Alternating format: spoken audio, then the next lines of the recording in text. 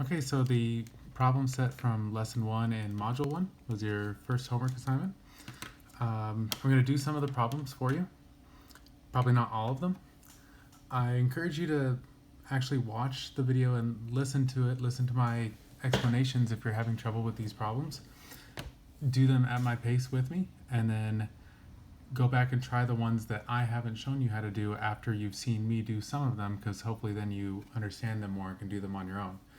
I hope that you're not just fast forwarding through this video to the points where you can see my work and copying it. That's not really in the spirit of what I make these videos for. So I usually start these videos with a brief summary of what the lesson was all about, and then we'll jump into the problems.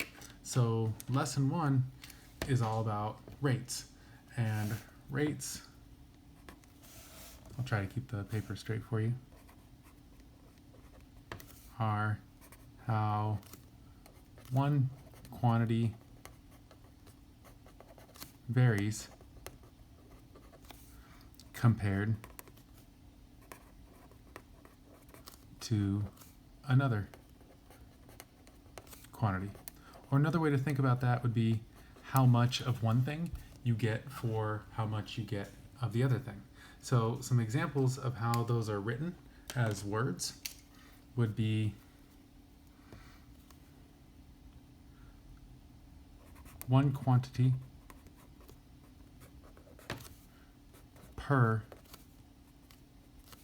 the other quantity.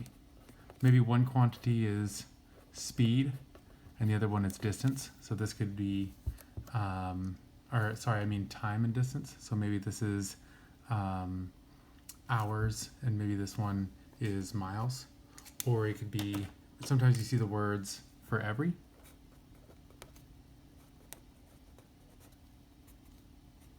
Sometimes you see the word in. Right, maybe you can go 60 miles in 3 hours. Or another one you might see is for each. It doesn't really matter how these are written. The word we'll use most often in class is per. And there's a simple sort of math trick that you can remember to help you always answer these questions. If you just remember that the word per means divided by.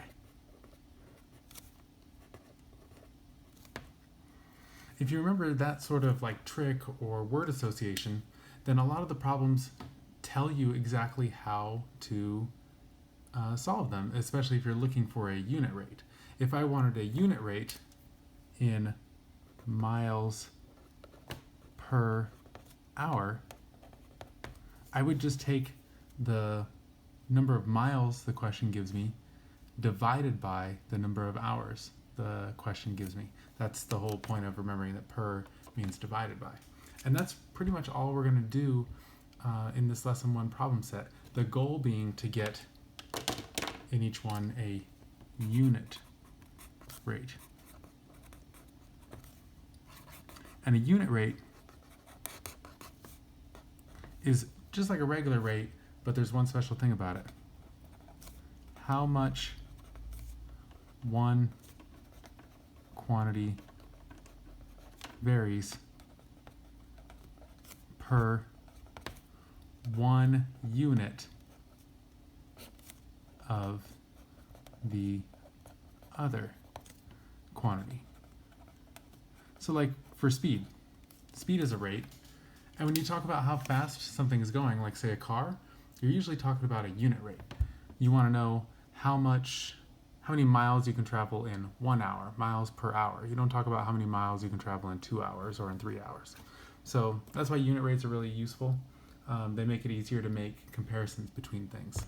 So I'm going to do some problems for you now on the back side of this paper. I'm going to use a blank piece of paper and not write in the book, because I feel like I have more room to work and I can organize my work better. If you want to do the same, that's great. If you want to do your work directly in the book, I'm fine with that too. So number 1 says find each rate and unit rate. Let's not even worry about each rate. Let's just find the unit rates. Those are what we're really worried about. So if I were going to do 1a, this pretty much says 420 miles per 7 hours. It says in, but I like to read it as per. Well, that just means to do 420 divided by 7, which you can use a calculator or whatever, but I know that that's 60. I want you to always remember that unit rates have units, meaning that this is the correct numerical answer, but we're not done yet. If we did miles divided by hours, then we need to label our unit rate with miles divided by hours. Or some people like to write this as mph for miles per hour. It means the same thing, but just make sure to label the units on your unit rates. Okay, for B, C, and D, you would do exactly the same thing as I've done it here, so I'm not going to go over all of those for you. I think I'm going to move on to number 2. It says, write 3 ratios that are equivalent to the one given. The ratio of right-handed students to left-handed students is 18:4, or 18:4, or 18/4. Those all mean the same thing. So we have this ratio. Oops, I don't need an A here. It's just question 2. We have this ratio of 18:4. And we have to find equivalent ratios to this. So we can change one number, and we just have to think what the other number would have to be in order for the ratio between them to be the same. So if for every 18, is it left or right?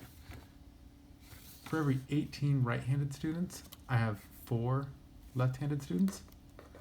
Well, what if I cut both in half? If I have 9 right-handed students, then how many left-handed students would you expect to see? Well, it should be half as well. If I took half of 18 to make 9, and half of 4 to make 2. So that would be an equivalent ratio. Another easy way might be to double both of the values. So if for every 18 right-handed, I usually get 4 left-handed, well, what if I had 36 right-handed? Then I should be able to double the number of left-handed and get 8. All right, let's see. I'm going to skip a couple so that you have to do some without my help. So I'm going to jump down to number 5. It says, of the 30 girls who tried out for the lacrosse team at Euclid Middle School, 12 were selected. Okay, so 12 out of 30. Of the 40 boys who tried out, 16 were selected. Okay, so 16 out of 40.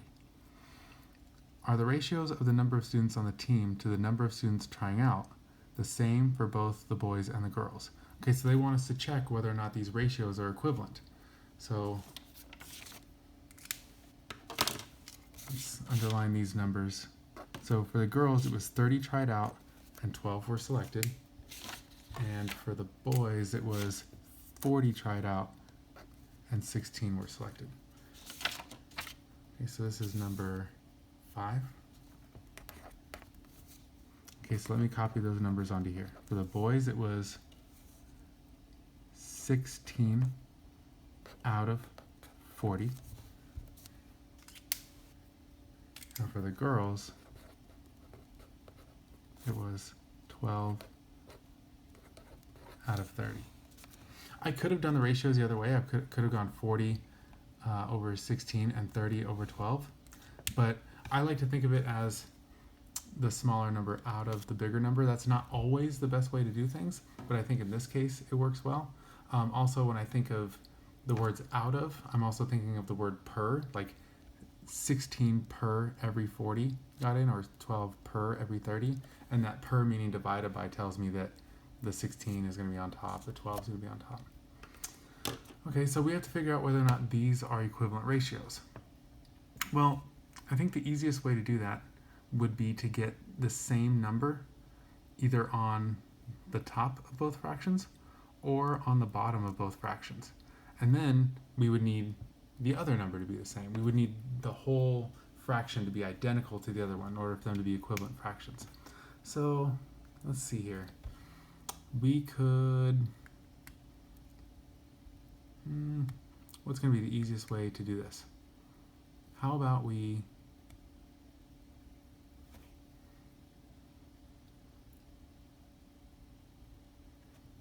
change both of these fractions to have 120 as their denominator. There's a million different strategies you could take to this question. This is just the first one that literally popped in my head just now. I see that if I were to multiply top and bottom of this fraction by 3, then I could have a denominator of 120 here. And if I multiply top and bottom of this fraction by 4, I could also have a denominator of 120 here. And those just seem like a couple of easy operations for me to do. So I'm going to do the boys down here. I'm going to do 16/40ths. And then I'm going to multiply top and bottom by 3. And that gets me, well, 16 times 3 is 48. And 40 times 3 is 120. That being the whole point. I wanted that 120 down there because I knew I could make a really easy 120 over here too. So for the girls, it's 12/30ths. And I'm going to multiply top and bottom by 4. The whole goal is to turn that denominator into 120.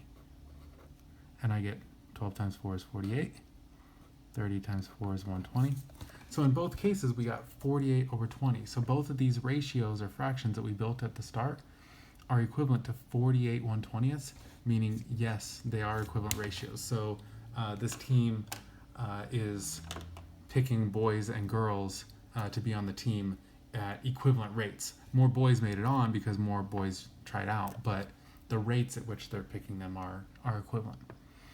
All right, the last question, this problem set is probably the hardest one, so I'm going to jump to question 7 and do that one for you real quick.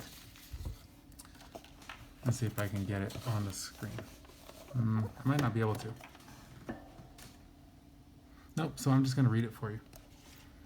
It says, each year, Lizzie's school purchases student agenda books, which are sold in the school store.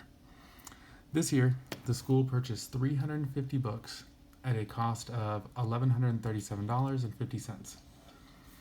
If the school would like to make a profit of $1,500 to help pay for field trips and school activities, what is the least amount they can charge for each agenda book? Explain how you found your answer. As long as we show our work really well, I don't really think we need to explain how we found our answer. If your work is shown well and neatly and completely, that is your explanation of how you found your answer. Okay, so number 7. I'm going to just copy some important information from the question on here. The cost of all the books when they purchased them was $1,137.50. The number of books that they have